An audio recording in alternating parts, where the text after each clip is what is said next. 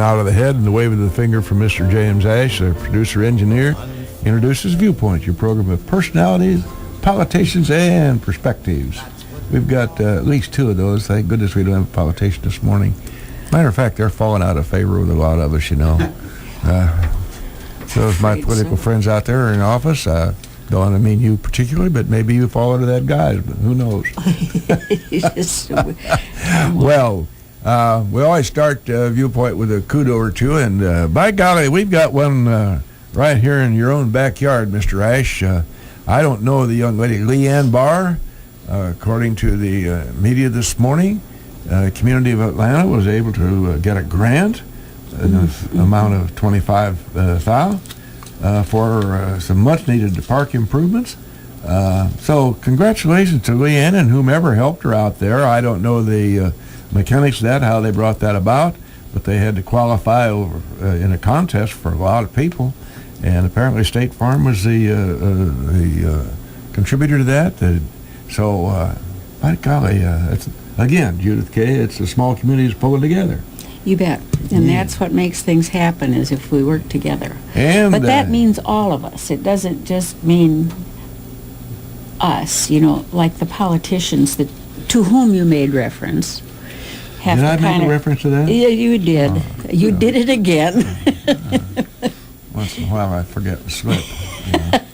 They have to kind of pull with us, too, a little bit. Well, yes. Unfortunately, we're losing a great one. We are losing a politician whom we all respect and really admire. And when Larry Blumke will retire at the end of his term here, that's going to be a loss to those of us who have been Larry's constituents. Another kudo. Must be over 1,000 kudos due. Went down last night, James, to the welcome home for the honor flight that yesterday we sent another plane load of veterans, World War II, and a few Korean veterans. And the Springfield Capital Airport was packed, just packed. I suspect there are over 1,000 people there. So 1,000 kudos to all those folks who turned up to welcome the old geezers home. It's a fun thing to do. I think it would be appropriate for you to tell the story about the little boy you took with you. Oh. Well, he's not such a little boy. He's a sixth grader. He's getting to be a bigger boy. Well, the little fella, I pick up a great-granddaughter at Northwest School periodically and often, and I must have had an honor flight cap on or something. Anyway, he deduced that I was a veteran, and I didn't even know at this time that they were getting the balloons ready for the balloon ascension on Memorial Day. They're going to send up over 13,000 balloons out the American Legion with names in them. And Mrs. Williams, Marla Williams, pointed out to me that Tyler Hibbard had to put my name in a balloon, come up with $1 somewhere, and so I was introduced to Tyler there at the school. So I thought it might be appropriate to take the young man down last night to watch the veterans come home, and he was quite interested in that. And I'm also going to take him out to the Legion on Memorial Day to watch all these balloons go up. It's a great evening. Charlie Anderson, a Logan County veteran, prisoner of war of the Germans, they shot his plane out from underneath him. It's kind of a not very nice thing to do, but he ended up in the POW camp there for a while, and I'm sure he didn't think that was a Conrad Hilton hotel. Let's introduce our guest. Then we'll kind of explain why we've got the old guy around with us this morning. Which old guy, me or? Our guest today is Richard Martin, and he is farmer exceptional. How's that? Wow. That's one I'd go on. I would buy that. Yeah. From out by the international airport there at Burtonview, and he has agreed to be with us today and talk about the failings and foibles and successes and interest in farming in this area. And I don't know what the percentage is in this county anymore that is entirely agricultural, but it was 47 at one time, probably still is. And you contribute to that, don't you, Richard? Yes. Yes. Yes. And you probably started in the farming business when you were a little boy. Well, not really. Well, I did, I guess. He was a kid. When I was a kid, I grew up in Broadwell, and I helped a lot of neighboring farmers. My father was a road commissioner, and so I helped a lot of farmers. We done all kinds of things, from cultivating to walking beans to baling hay and shelling corn and so forth. Then I had an Uncle Harley that I helped some too. So I had a little farm background, and I always enjoyed the farm, but I never thought I'd ever have the opportunity to farm because my father wasn't farming, and that it was hard to get into the game if you didn't have a source, And so I guess I might say it all started back at Lincoln College, and I met Mary Ellen there at Lincoln College, and she being a farm girl. Pardon? The Casimir girl. The Casimir girl. Casimir girl. Casimir, there yes. you go. I beg your pardon on that. Yeah. And we ended up getting married in '59, and also I was going to college I wanted to be a commercial pilot, and to get some basics, and I always say that we ended up getting married there, and after that, and I always say that she kind of clipped my wings. I guess I didn't. I didn't make it to the big commercial boys, but well, he could have. She wanted me to stay home and farm, so I was luckily rented a farm right next to her parents there, and Rudy Worth was gracious to allow me to make a shot at farming, and first off, may I say that we've been very blessed in the farm game. We've had excellent landlords. They've done a lot for us, and we've always had a good working relationship with all my landlords, and it's really been a blessing all the way through. There's been some ups and downs, of course, but overall, I got to really thank all the people that I work with for what they've done for us as well. So. And one of them sitting right across the room from me here. Yeah, and it isn't me. Well, two-way street, Yeah. It's a two-way street on that. It's a mutual beneficial thing. I'd like to maybe just put in a word here as to why Richard is here today. Jim and Judy, I got to thinking, I was trying to think ahead a little bit as far as who we might have as guests on here, and we try to cover the gamut, as I think we do. Covering all spectrums. And it just occurred to me the other day as to how important agriculture is to us here in Logan County. I mean, it is supremely important. And I got thinking about who we might have on the air to talk about this general and broad subject without specifics. Well, welcome back, Kat. And Jim's cat's returned. And I thought maybe Richard would represent the farmers in the community. Number one, he came cheaper than anybody else. I shopped around and I couldn't get anybody to come in any cheaper. So, no, seriously, Richard and I have been friends and associates for many, many years, and I just thought that he would be a good representative of some of the great, good farmers we have here in the community. We're glad to have you, Richard. You talk about having been lucky, Richard. Is there enough luck left over for a young person of today who'd find himself in circumstances such as you did, not having a grandpa or a father to leave him a farm? What would be the chances of a young person at the price of acreage, et cetera, getting into the farming business? To get a tractor is like buying a house. Right. Yeah. There's no question that anybody, young fellow or young lady that wants to farm this day and age has to have an in of some type, either family or a good friend, or work their way up as a labor force or something like that. There's no question about that, because the expenses this day and age is just unbearable sometimes to what we used to be.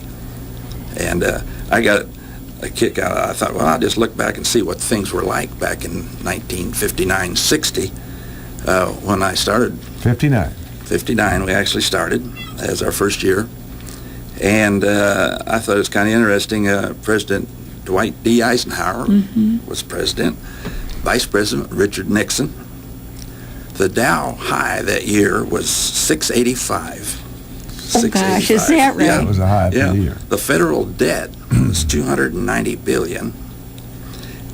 And today, what That was pales interesting, in comparison. we're over 15 trillion.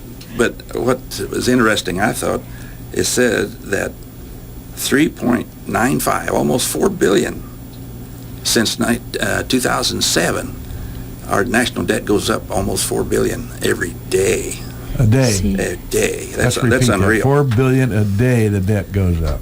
Unemployment was 5.5%. Gas prices was 25 to 30 cents. Stamps was 4 cents. 4 cents. 4 cents for stamp. And our corn yields back then. Bless Rudy there. He gave me the opportunity to farm, but he didn't really believe in fertilizer at the time. Oh. And if we had got an 80 bushel yield, it was remarkable, And compared to the today, look where we've came. And on the average, we've gained about a bushel and a half per year on the average scale of yield throughout the years till 95.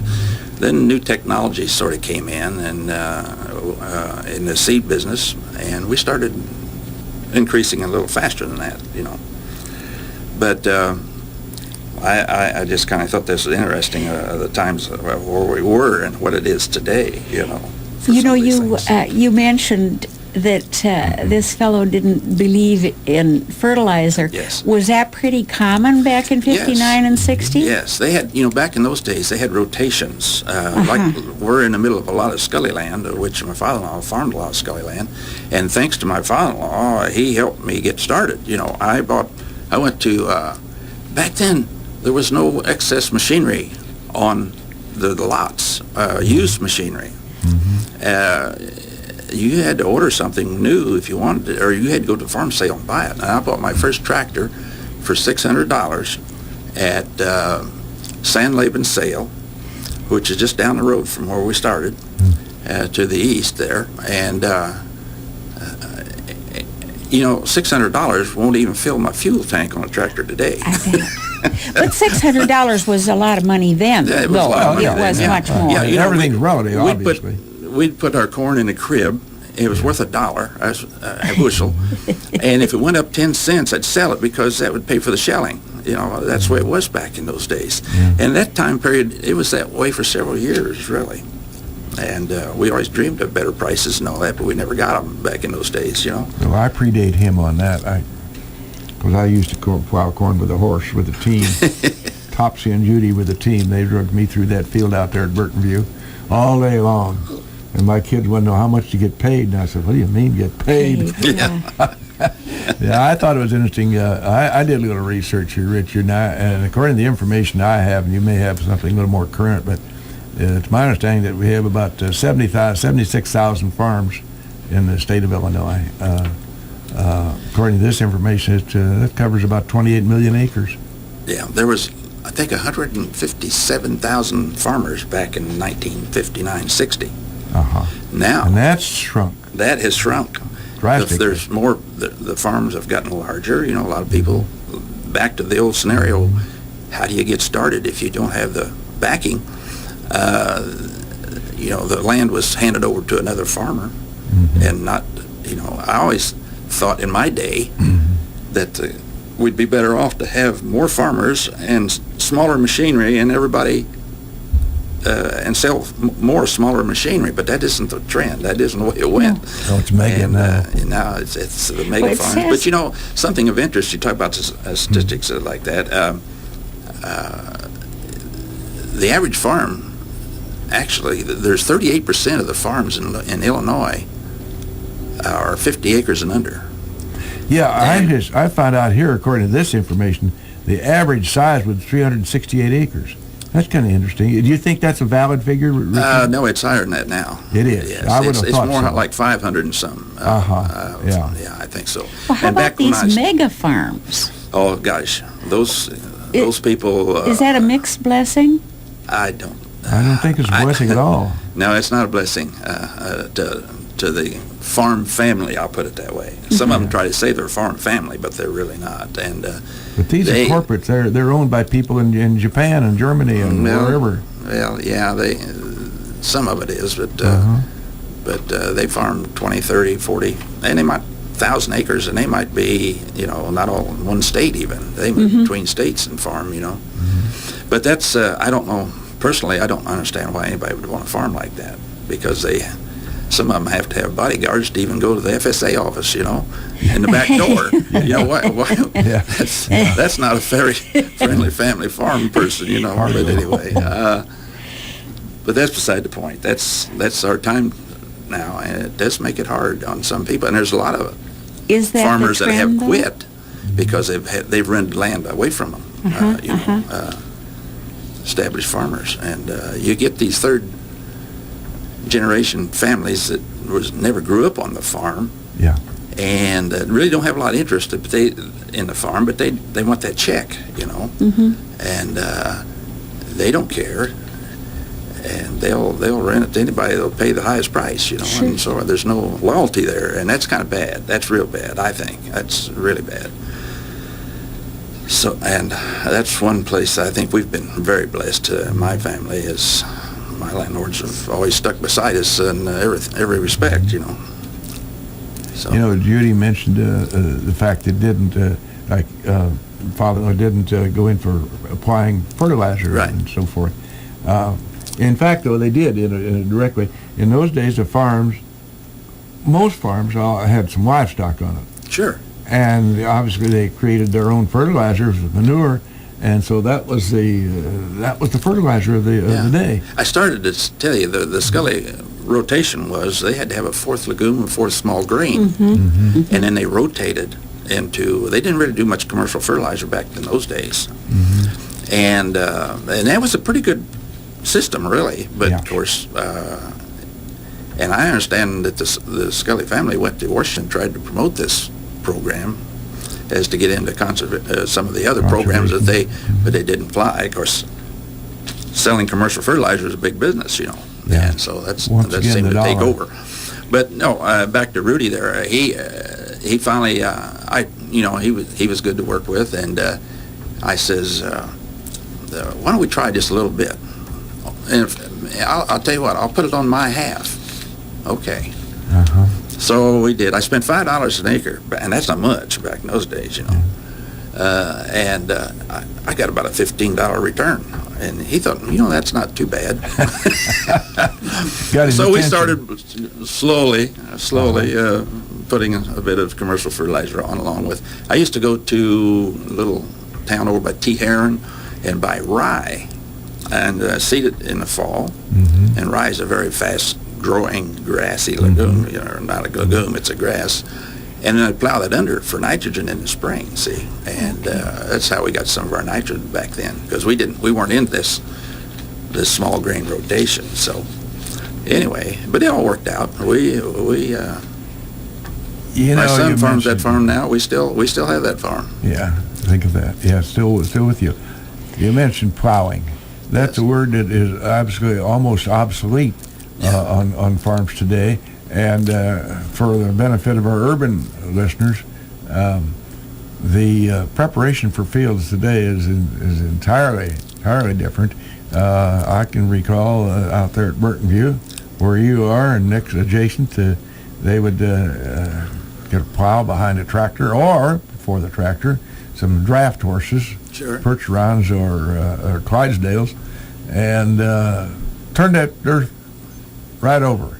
And then, of course, they had to go disc it after that and break up those big clods. And after they disc it two or three times to get it down to manageable, then, of course, we had to run a harrow over it. And they just had those fields almost table ready to receive the planting. Sure. Today, we go in and plant the bean crop right over corn stubble. Right.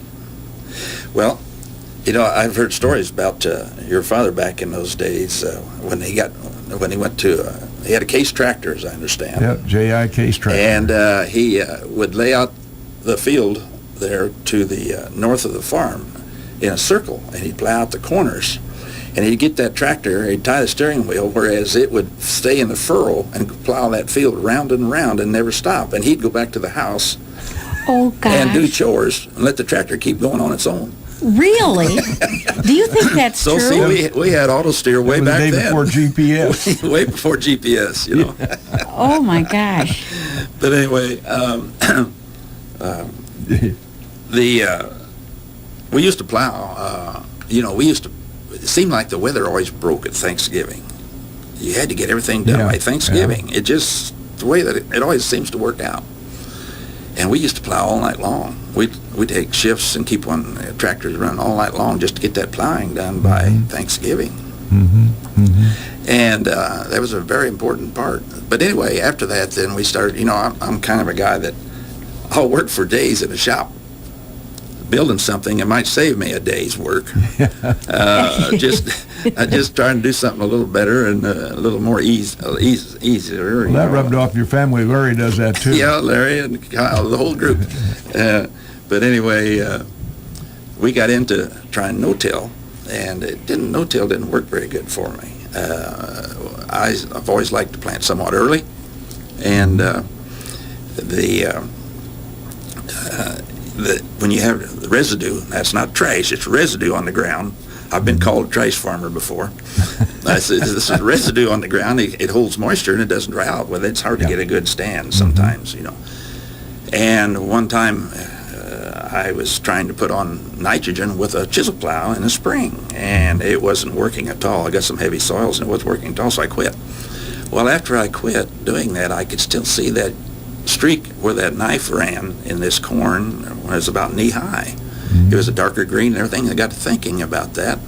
I said, why don't we plant on a strip like that? And I called Bobby Haft over at the University of Illinois. He was an agronomist over there that done a lot of research on our farms. And he said, you could do that. If you do that in the spring, you could have some ammonia burn maybe or something, but in the fall it shouldn't be a problem. So we started setting up strip till. And now it's a very popular type operation, and we strip everything. Even our soybeans we plant on this strip. And it's worked out very well. And it saves fuel, it saves labor, it saves machinery. It's just been a blessing as far as cutting back on expense and things of farming. For the benefit of our urban listeners who had not much experience with farming, it might be of interest to them to know he's talking about strip tilling and so forth, and the application of fertilizers. It might be of interest to our city listeners to know that through the GPS and so forth, we can determine exactly what a field is yielding. And I think we're going to get to that, but I think probably first, before we do that, Mr. Ash would like to have a commercial break. Then we're going to go to that subject. Take a break, Mr. Ash.